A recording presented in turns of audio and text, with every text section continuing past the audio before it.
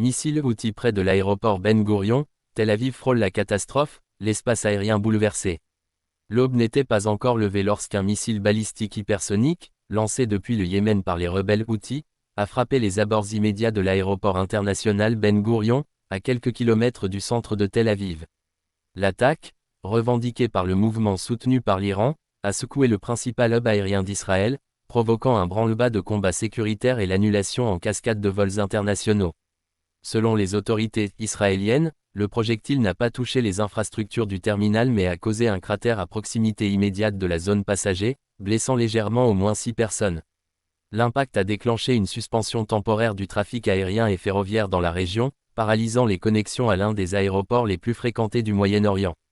Le missile n'a pas été intercepté, malgré l'activation des systèmes antimissiles israéliens, dont Arrow et THAAD. Une rare défaillance qui soulève de nouvelles inquiétudes quant à la capacité du pays à faire face aux menaces balistiques de longue portée. Nous avons échoué cette fois-ci, mais nous tirons les leçons de cette attaque, a sobrement déclaré un haut responsable de la défense, sous couvert d'anonymat.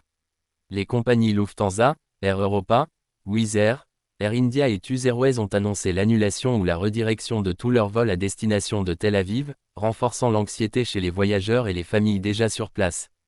Des images diffusées par les médias israéliens montrent des scènes de confusion dans le terminal, des passagers courant vers les abris alors que les sirènes d'alerte retentissaient.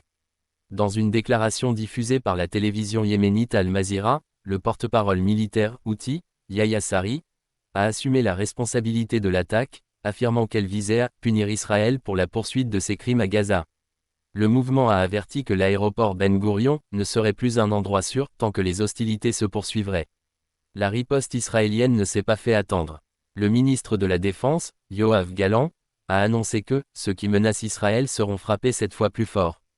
Une réunion d'urgence du cabinet de sécurité a été convoquée par le Premier ministre Benjamin Netanyahou pour discuter d'une éventuelle intensification des opérations contre les positions Houthis au Yémen.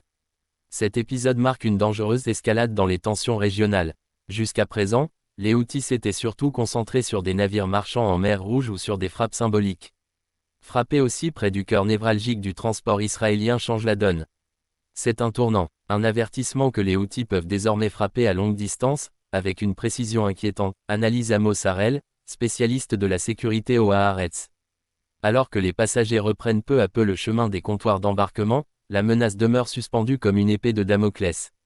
Israël, qui fait face à plusieurs fronts simultanés, Gaza, Liban Sud, Cisjordanie, doit désormais intégrer la menace Houthi à son calcul stratégique. Et l'espace aérien israélien, autrefois considéré comme une forteresse, n'apparaît plus aussi impénétrable.